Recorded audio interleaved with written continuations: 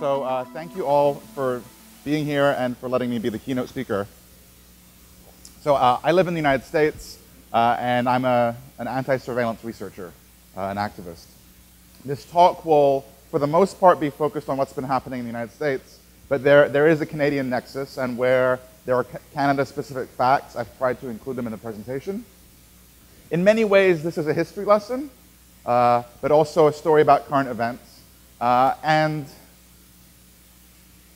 also, I guess, a tale of how the government's desire to spy on its citizens and the citizens of other countries directly conflicts with the ability and need to keep our networks and communications secure. So this picture of the president, I think many people might have seen it, but many people may not realize what it shows. So this is the president on Air Force One talking to another world leader. I don't know if you can see very well, but there's a little red dot on the back of the phone. So this is a secure telephone used by the leader of one of the most powerful countries in the world. There's actually two lights on the back of the phone, a green light and a red light. When the green light is on, the phone call is unencrypted and not secured, and when the red light is on, the phone call is encrypted and no one can intercept those calls.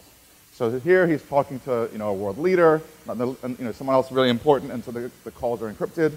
If he's talking to the astronauts and the space station and wishing them congratulations, the calls are not encrypted. So the president has the means to communicate securely with his staff, with his advisors, and with leaders of other countries. The reason he needs this capability, this is the president speaking in 2014, quote, "We know that the intelligence services of other countries are constantly probing our government and private sector networks and accelerating programs to listen to our conversations." The fact that there are intelligence services out there that are trying to spy on the communications of leaders of other states is not a surprise. Spying is said to be the second oldest profession, and spies are going to spy. That's what they do. And so responsible governments and responsible domestic security services take steps to protect the communications of their national leaders and those who advise them. This is a photograph taken by the White House photographer. This is a secure tent set up in a hotel room by the Secret Service. And so when the president travels abroad and he's staying in a hotel, they have this special tent that can be set up with its own, it's actually carpet provided by the Secret Service. And what it's supposed to do is shield all the communications that take place in the tent from anything that might happen outside the tent. So, you're staying at a hotel in Israel, they're worried about Mossad or the Israeli intelligence agencies sneaking microphones into the hotel room, which, again, intelligence agencies are going to do.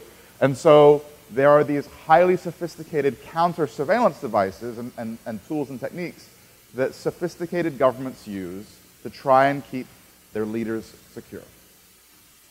Now, unfortunately, not every government has that kind of sophisticated counter-surveillance technology.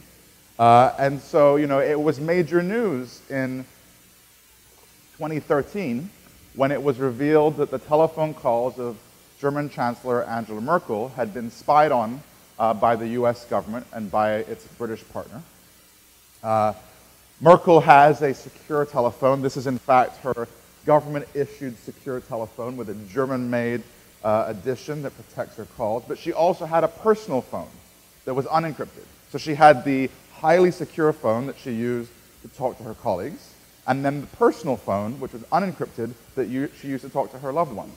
But of course, even the personal calls of a head of state are interesting to intelligence services. They provide some information about their mentality, their demeanor.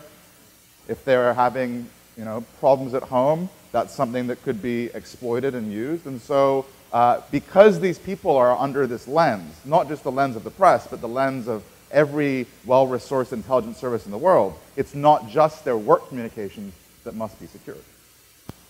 This is called a spy nest. That's the nickname for it. It's actually a listening station on the rooftop of the United States Embassy in Berlin. Now, the US Embassy is just a few steps away from the Bundestag, the German parliament. And so just by having a few antennas on the roof of the embassy, the US government is able to intercept a huge number of communications, not just of Chancellor Merkel, but also many, many other people in the German parliament and in the German government. So I want to be clear, what the US government did, or does, in Berlin is not unique. They're not the only government that does it. The British government, which is a member of the Five Eyes partnership, the Five Eyes players being the US, the UK, Canada, Australia, and New Zealand, they all have facilities like this. And they're not the only ones. The Russians and the Chinese and the Israelis and the Indians and many, many other governments perform similar surveillance from their embassies. And this doesn't just happen in Berlin. This happens in cities around the world, from embassies, from consulates, and from other locations where they can set up these antennas. There's a unit inside the National Security Agency called the SCS, the Special Collection Service. This unit hasn't really received a lot of attention. This slide is from the Snowden cache, and if there are any current employees of the Canadian government, you probably want to avert your eyes. So this unit has apparently 80 sites around the world, most of them embassies and consulates. And what they do is they maintain surveillance equipment in embassies and consulates that target the communications of people in those host countries. World leaders, journalists, activists, lawyers, policymakers, anyone involved in the policy process or doing anything of remote interest, of national interest to that government, they will grab. So what's interesting is that the Special Collection Service really hasn't received a lot of press in the last 20 or 30 years. There's only one book that I know of that even references its existence, and that book is called Spy World. It's written by a former Canadian spy who got kicked out of the intelligence agency for being an alcoholic, got disgruntled, and wrote this tell-all book about his time. He was stationed abroad and was embedded within the U.S. The Special Collection Service run by NSA. So there's this exchange, not just of technology and information, but actually of people. And so the British work with the Americans work with the British, the Canadians work with both the British and the Americans. And so this guy actually went to and was working out of the U.S. Embassy and the British Embassy and the Canadian Embassy in India and in other countries, and was actually setting up this equipment. The book is really interesting, particularly because it came out 10 years ago. He talks about the fact that before they deployed the equipment abroad, tested out here in Ottawa, and actually talks about a few examples of picking up people's calls just in the course of testing it, and I think picking up the calls of the wife of the then Prime Minister. I mean, this is pretty sophisticated spy equipment.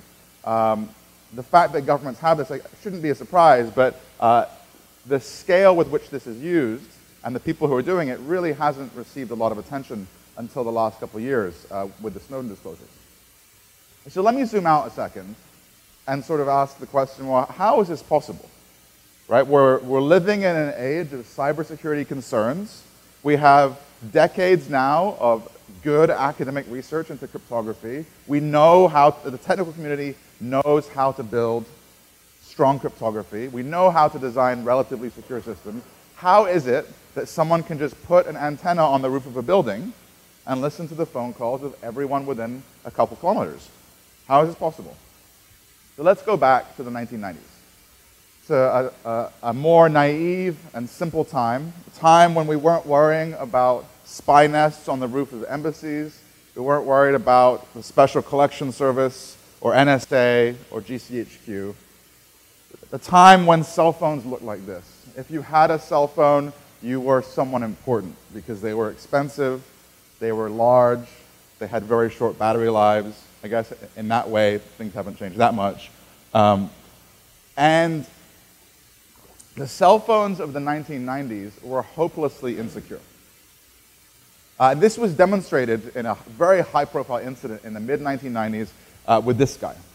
So I realize I'm not in the United States, and so many of you may not recognize him, but some of you may. This guy, his name is Newt Gingrich, and he was an extremely powerful politician. He was the top Republican in the House of Representatives. in the mid-1990s, and Gingrich led the Republican Revolution, where they shut down Congress, or they shut down the entire US government, and they tried to gut all these programs. So there's this scandal in, like, I think maybe 94 or 95. So Gingrich is on a conference call with a bunch of other senior Republicans. And a couple from Florida were driving in their car and using a device that looked a little bit like this. This is a radio scanner that you could buy at a Radio Shack or other electronics store for maybe $100 or $200. And they were using a device like this, and they were just flipping through the airwaves, and then they stumbled on this telephone call. Telephone call of these extremely senior Republican politicians conspiring in some way, as politicians do. And they did, I think, what anyone would do if you're flipping through the airwaves and you stumble across an interesting telephone call of politicians. They recorded it. And then they immediately provided it to the opposing party, which then launched an ethics investigation. So, you know, as is the case often in Washington, D.C., American politicians take a deep interest in privacy when it is their own privacy that has been violated. And so there were a series of congressional hearings to figure out why was it so easy to monitor phone calls and what was being done about it.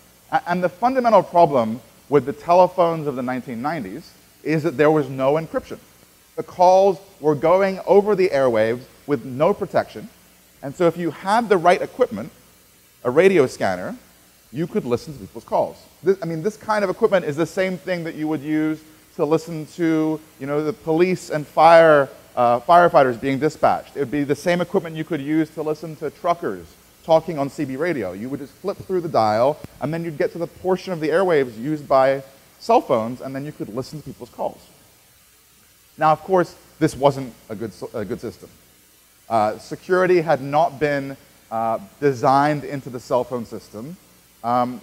And once it became clear how easy it was for anyone to spy on the phone calls of anyone else, it became a political problem. So what actually ultimately solved the phone snooping problem of the 90s was not congressional action. Congress didn't really do very much, but they held a few hearings. What ultimately solved the problem was that the phone companies moved from analog phones to digital phones. With an analog phone, you could just tune to the right portion of the dial and listen to the calls.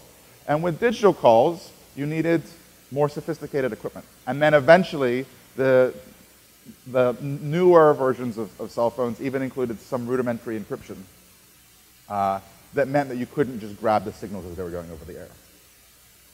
So in 1997, there was a congressional hearing still about this issue of phone tapping and privacy.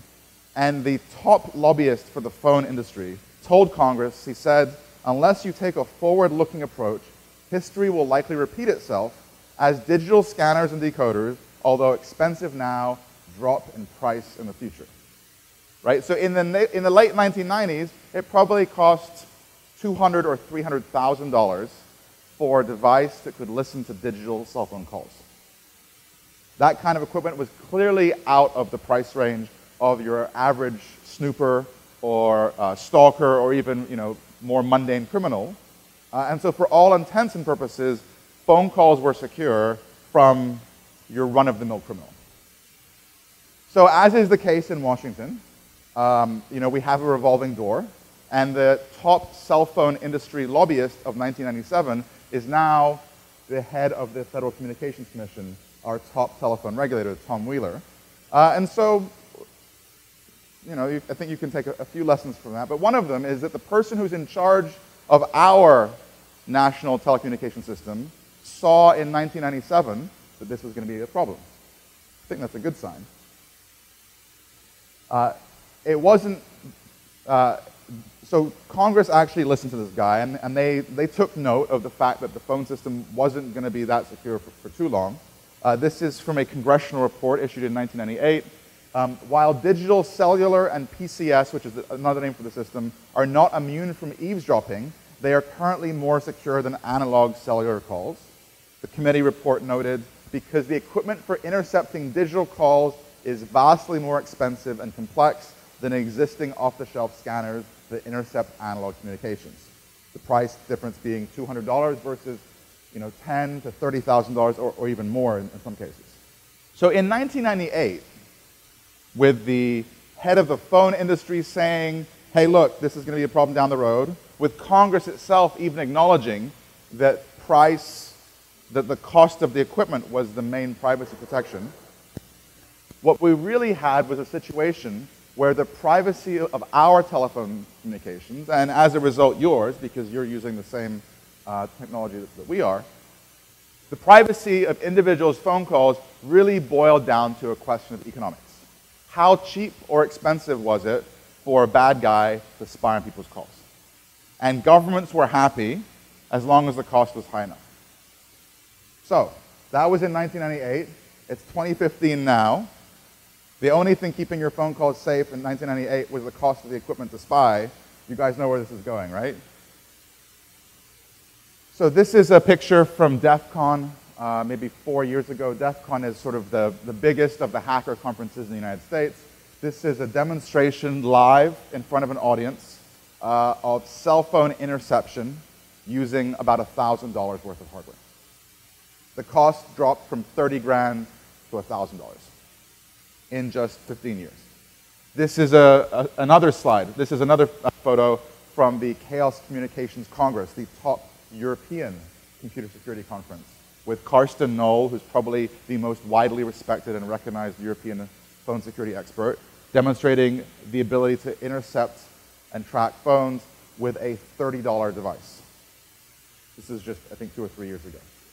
The cost of cell phone interception has plunged, truly plunged, to the point that anyone who wants to do it and has a bit of technical skill, maybe a graduate student or a smart undergraduate student, can figure this out over a weekend and build the device themselves using off-the-shelf, widely available commercial parts. All right, so I've scared you now. How did we get here? How did we get to the point that we have multi-billion-dollar deployed phone networks that can be spied on using $30 or $50 or $500 worth of equipment? So the main cell phone encryption algorithm, the main algorithm that protects the communications between your phone and the cell tower, was created in 1988. This is the most widely used algorithm.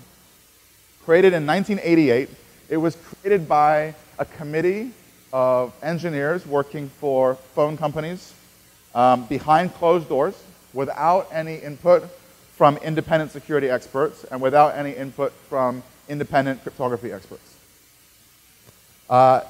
Governments decided that that algorithm was too secure to be used in developing countries, and so a weakened form of that algorithm was created in 1993. So again, the main algorithm that you're probably using today still was created in 1988. A weakened form of it was created in 1993 so that way Western governments could have confidence that they could spy on the phone calls of people in other countries. Neither algorithm was published, but in 1999, they were reverse engineered by a team of graduate students. So again, created in 1988, reverse engineered in 1999, and first published on the internet in 1999. Within hours, the export grade encryption algorithm for foreigners was broken by those same graduate students. And it wasn't until, so they broke it in 1999, and it wasn't until 2007 that the phone industry phased out that export grade algorithm. And the only reason they phased it out in 2007 was computer security researchers figured out a way of using the export grade weaknesses to attack people in Western countries. It was only when the weaknesses in the algorithms used by people in developing countries threatened the security of people in Western countries that suddenly the phone industry said, oh, hey, we gotta take this away. This is not secure anymore. So A51, the main algorithm that was designed for people in the West, created in 1988, broken by graduate students in the late 90s. This algorithm was first broken in sort of 1999, 2000, really, really broken. But over the last decade, the attacks just keep getting better. In 2000s, you needed specialized equipment to break it. Karsten Knoll, that German researcher whose photograph I showed a few minutes ago, he showed a couple years ago that you can now break it with a laptop computer. And so if you have an antenna on the roof of a building and you're grabbing all the telephone calls that go over the air and they're encrypted with A51, you can decrypt them in real time with a laptop computer today. So what did the industry do? They saw that there were weaknesses in A51 and A52. They created an improved algorithm, A53, in 2002, so 3 years after A51 was broken. And it wasn't built into the phones that we use today until 2009. There was a 7-year gap between when the algorithm was proposed and when it was implemented in phones. And there was a 10-year gap between when the best algorithm that we had was broken and when the industry then gave us something better. We had 10 years of no security. So in theory, this is fine. We have this improved A53 algorithm, which can be used to protect GSM calls, except that it's still not widely used. Still only supported by some phones, and still only supported by some phone networks. It's not something that you choose to use. The phone network chooses the encryption algorithm for you. And if the network doesn't use A53, then you're stuck using these weaker algorithms. And so today, this algorithm designed in the 80s and broken in the 90s by graduate students remains the most widely used cell phone encryption algorithm in the world. This is a total market failure and a total regulatory failure. I challenge you to go to the websites of Samsung or HTC or Motorola or Apple, or to the websites of Bell or or Rogers or some of your other carriers, or the website of your national telecom regulator, and look for any warnings to the public about the broken encryption. You won't find them. The public has not been told about the deep, significant flaws in the algorithms that are supposed to protect their telephone calls. And these are just the flaws in the encryption algorithms. The flaws in those algorithms are what enables the use of devices on the roofs of embassies.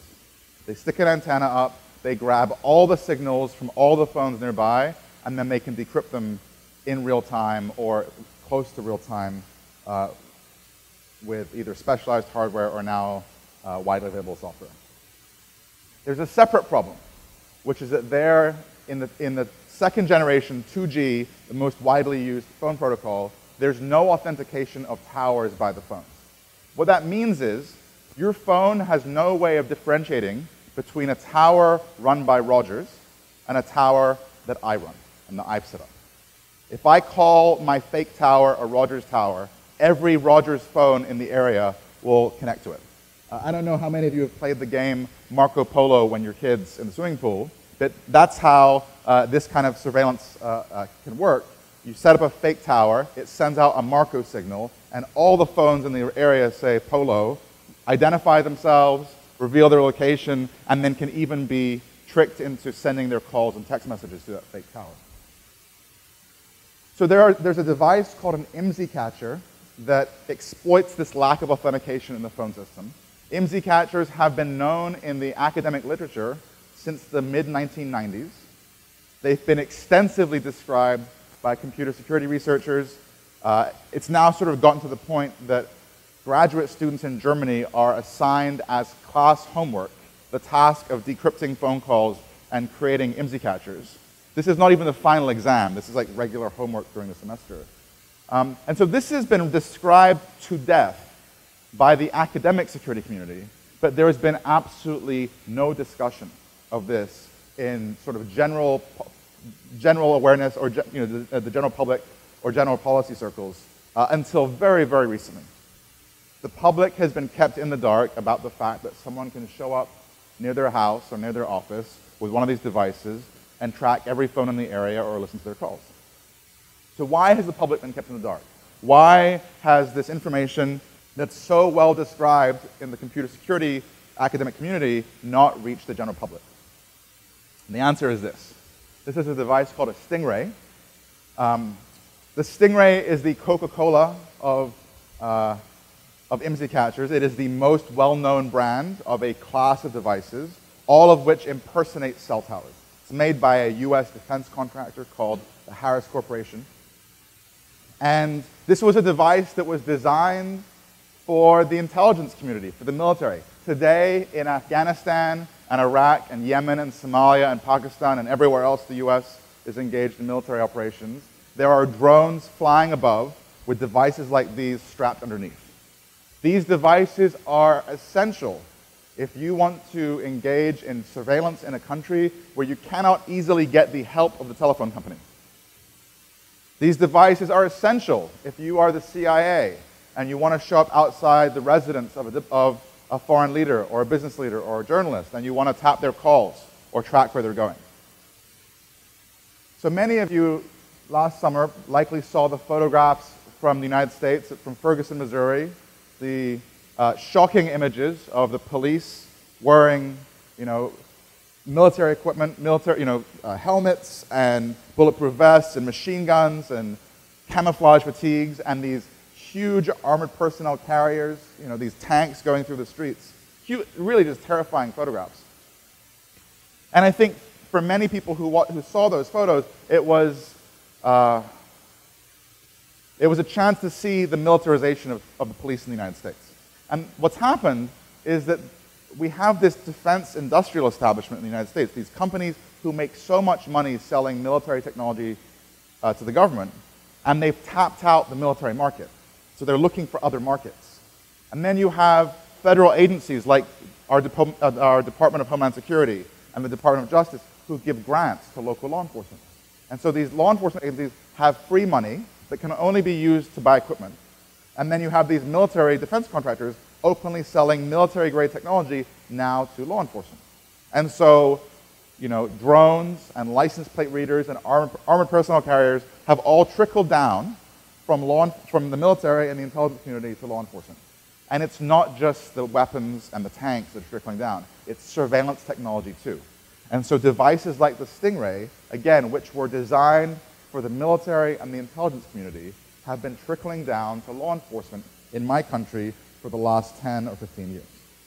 So this technology, the government argues, my government argues, only works if the public doesn't know that it exists or how it works. They say to be able to catch the bad guys, we cannot describe how it works or even tell you that we're using it. And so everything about this technology has been kept secret from the public. It really wasn't until 2011 that the first newspaper article appeared in the United States describing this technology. And it has been like pulling teeth to try and claw documents from law enforcement agencies about the use of this technology. I work for a civil liberties organization. We file requests under our Freedom of Information Act law, and most of what we get back has been heavily redacted. There are non-disclosure agreements signed between the company that makes the equipment, the FBI, and the local police that force the police agencies to keep everything about this secret. They cannot tell judges. They cannot tell defense lawyers when a defendant is arrested how they caught them. They cannot tell city councils or state legislative bodies about the equipment being used in their own communities. And in some cases, they're even lying in cases saying that the information they have came from a confidential informant when it came from this technology. It's totally perverted our system of justice. So what we end up with is documents that look like this, heavily redacted documents, shielding from public view the mere fact they're using it, the name brand of the technology, its capabilities. So there's been a sustained effort in the United States by law enforcement agencies to keep the public in the dark about the use of these devices. So unfortunately for them, they've not been very successful in this. And so over the last 4 years, civil society advocates and journalists have been able to get a lot of information about this. One bit here, one bit there, one bit over here. We piece it all together. We now have a pretty good idea about how this device is being used. Its very nature isn't secret because the computer security community described it 15 years ago. So we know how it works. We know how to build them. We now know which agencies are buying them. We know how the money's been distributed. We have a pretty good idea of what's going on, and now even judges are finding out, and state legislative bodies are finding out. We're finally starting to get hearings about this technology, and states are passing laws requiring that warrants be obtained first before the police can use these devices and send these tracking signals into the living rooms of people. We've even gotten the manufacturer's manual, the training manual for how this device works and is used, although redacted in some portions. So the situation is actually pretty good in the United States. Here in Canada, things are not as good, I'm afraid.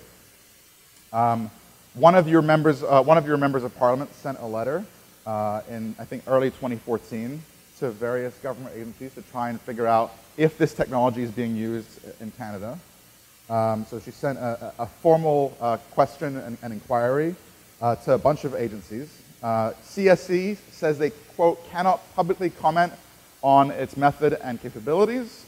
CSIS does not disclose the details of its operations and tradecraft, and the RCMP says it uses technical solutions to track people's communications and devices, but information about these solutions cannot be disclosed as it could reveal details that would compromise the RCMP's ability to conduct criminal investigations. So, south of the border, we are now having a pretty robust debate about how law enforcement agencies are and have been exploiting decade-old vulnerabilities in phone networks. And here in Canada, you are having no debate because you have no information, because you're being kept in the dark by your law enforcement and intelligence agencies. So remember this photograph. The president has this device, or has a secure phone. The head of the CIA has a secure phone. The Defense Department secretary has a secure phone. State Department secretary has a secure phone. But what about everyone else in the government? What about the people who actually make the government tick? The civil servants, the secretaries, the policy advisors. They don't have secure phones. There aren't enough secure phones for everyone in the government. And even when they have a secure phone, it's only used for classified information. All the more mundane things that a government does are not transmitted over secure phones. But if you learn all those unclassified things and you put them together, you can sometimes learn pretty useful information. And so governments, even well-resourced governments like my country, have left their own policy machine unprotected. Well, if they're the only ones who have this technology, it's not a problem, right? If it's just the US and the UK and Canada and New Zealand and Australia who have this equipment, it's not a big deal. Except they're not the only ones with this equipment. Every intelligence service in the world has this equipment. There are dozens of companies around the world, dozens of surveillance companies that sell these devices, companies in China and Russia and India and Pakistan and Bangladesh and Malaysia and Switzerland and Spain and England and Germany. Just everywhere in the world you can buy this stuff. If you go to a defense fair or an arms conference, a surveillance conference, this is the hottest equipment you can buy. Every government wants this. And so every government has it. It's sort of weird that the Bangladeshi intelligence service has this equipment, but Canadian citizens are in the dark. Right? Every intelligence service knows about this equipment and can take steps to protect the people that they care about, but the populaces of most countries have been kept completely in the dark. So this is slowly starting to change just a little bit. In the last year or so, there have been a few stories after researchers did sweeps in capital cities to look for these kinds of IMSI catchers, these fake cell towers. Researchers discovered a bunch of these devices in Washington, D.C., near Congress and near the White House. An ex-FBI official told Newsweek, quote, "This type of technology has been used in the past by foreign intelligence agencies here and abroad to target Americans, both in the United States government and corporations. There's no doubt in my mind that they're using it." I think pretty bold words from an ex-government official that we need to take steps to protect ourselves. This has caused a huge scandal in Norway when one of Norway's top newspapers also conducted an expert analysis and discovered a bunch of fake cell towers in and around government buildings in Oslo.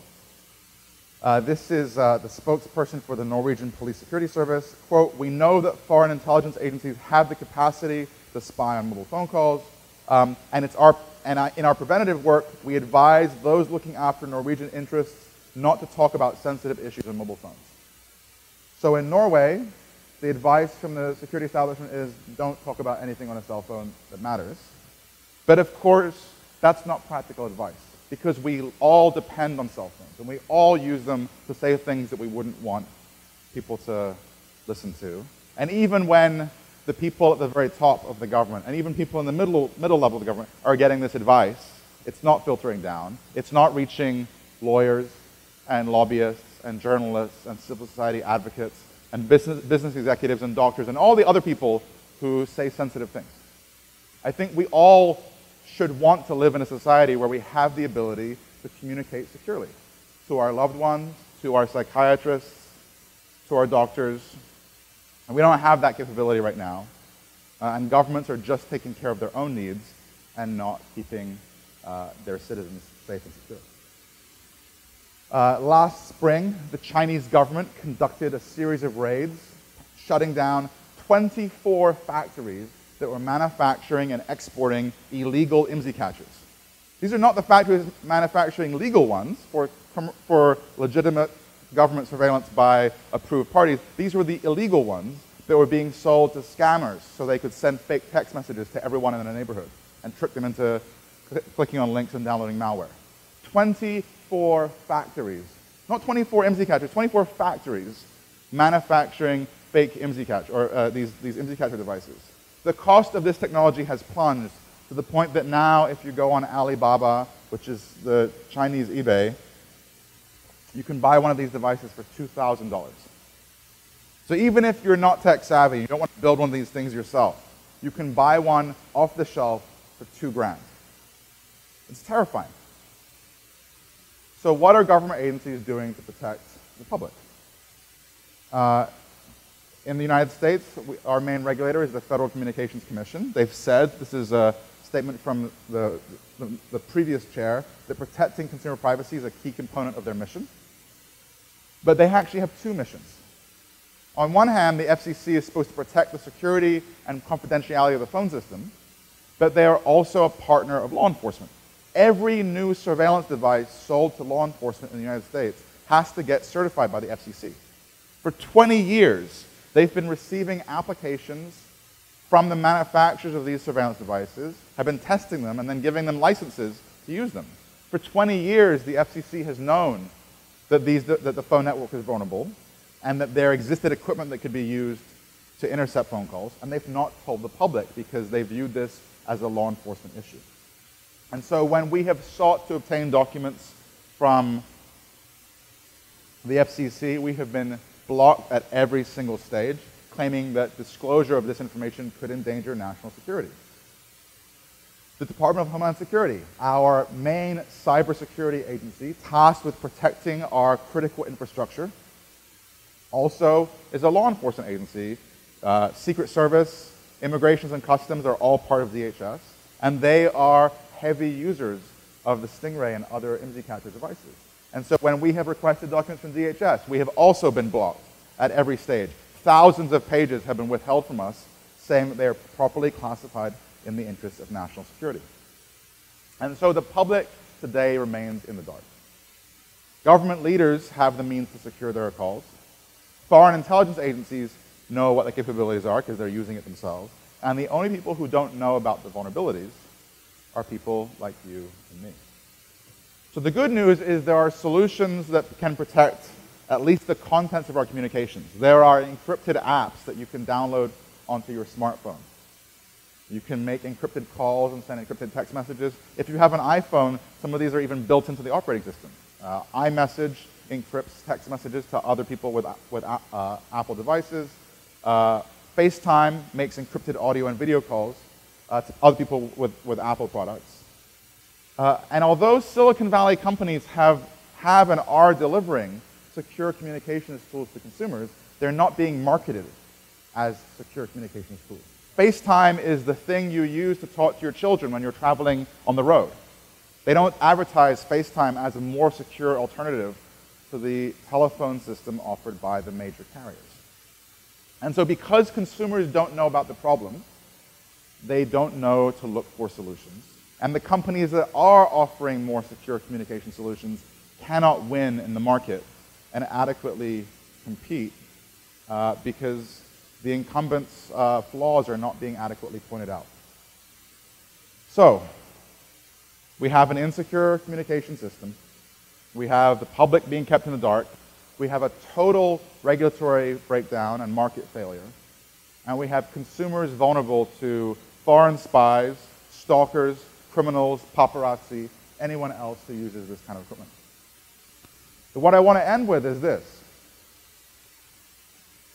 I think this issue of the cell phone vulnerabilities really captures one of the more important topics of our time in the area of cybersecurity, which is governments have to pick. Either we want to have secure telephone networks, we want to have secure communication networks, or governments are going to be able to surveil their own citizens and citizens of other countries. But we cannot have both. We cannot have a communications network that our own government can listen to when they need to, that other governments won't be able to. And right now, the status quo, the situation that governments are comfortable with, is a system where every government can spy on our phone calls, and now most criminals, and the public remains vulnerable to interception by all parties. As you have this conference for today and tomorrow, I want you to understand and to think about the fact that surveillance and cybersecurity are two sides of the same coin. The more security we add to a system, the more difficult surveillance will be. And so when we hear these government officials talking about the importance of cybersecurity, I think we really need to hold them accountable and ask, well, what are you doing to secure the existing communications networks that we have today? Why are our telephone systems not secure? Why are you not telling the public? And why are you not even acknowledging what you're doing to exploit flaws in our telephones right now? Thank you very much.